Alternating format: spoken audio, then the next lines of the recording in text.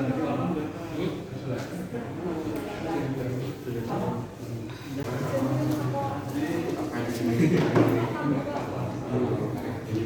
Kota Semarang memang belum ada kasusnya dan mudah-mudahan tidak ada kasus baik itu suspek ataupun yang sudah terdiagnosa.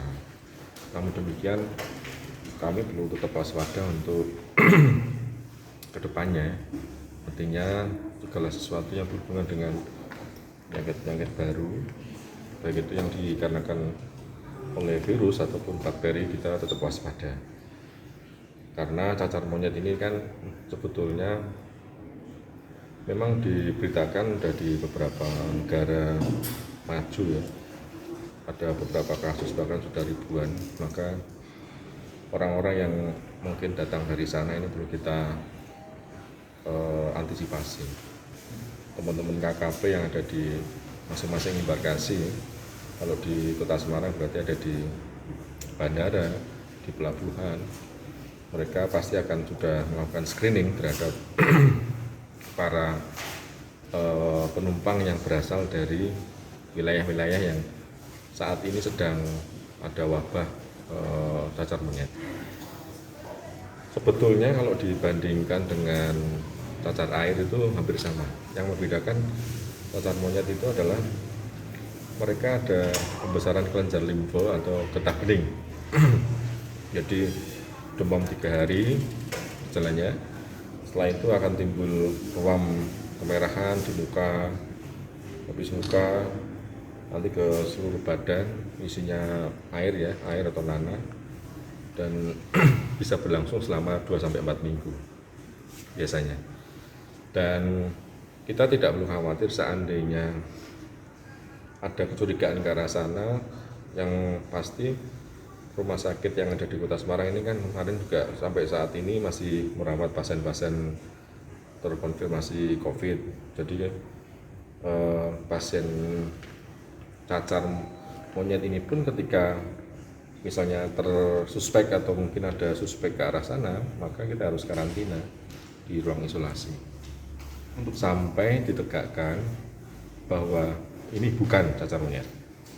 Nah, kalau ternyata di sampling misalnya diambil samplingnya dari cairan variselanya itu atau ruam-ruamnya itu diambil, ternyata hasilnya diagnosisnya positif ke cacar monyet, ya berarti dilanjutkan dengan terapi yang sesuai dengan penyakitnya. Kesiapan Penularannya melalui kontak langsung karena karena dia bisa masuk ke masih di hewannya sendiri atau mungkin bisa langsung ke manusia. Jadi bisa antar hewan, bisa ke manusia dengan cara misalnya bersentuhan.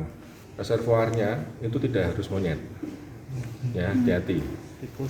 Jadi semua binatang bisa. Jadi kenapa kok dulu dikatakan atau namanya dikatakan cacar monyet dulu waktu tahun 1958 waktu penyakit ini ada, itu pas ada kejadian memang wabah itu terjadi pada monyet. Misalnya spray atau pakaian yang dipakai ataupun yang lain-lain sebagainya yang berhubungan dengan orang yang sudah terkonfirmasi itu harus hati-hati karena itu pasti akan infeksius. Pak, kesiapan ruang isolasi di Kota Semarang mengantisipasi itu sudah bagaimana Pak? Ya, tentunya kalau sebetulnya orang taat prokes atau kita misalnya punya isoter yang memang setiap hari kita gunakan untuk melakukan isolasi atau karantina terhadap pasien-pasien yang infeksius, tentunya ada masalah. Yang penting setelah nanti untuk perawatan pasien-pasien yang cacar monyet, proses disinfeksinya, kemudian pembersihannya benar-benar harus sesuai dengan ketentuan yang ada. Untuk pencegahan dan antisipasinya Pak? Nah, hindari orang yang memang sudah kita tahu ya cacar, tahu ya. Jadi kalau ada orang yang cacar mungkin kemudian sambil dia cacar air, ada gatelnya, ya orang demikian yang mungkin harus dihindari. Kalau memang memang ada yang seperti itu, kita sampaikan langsung untuk berobat ke fasilitas kesehatan. Paling tidak yang sakit itu dikasih tahu.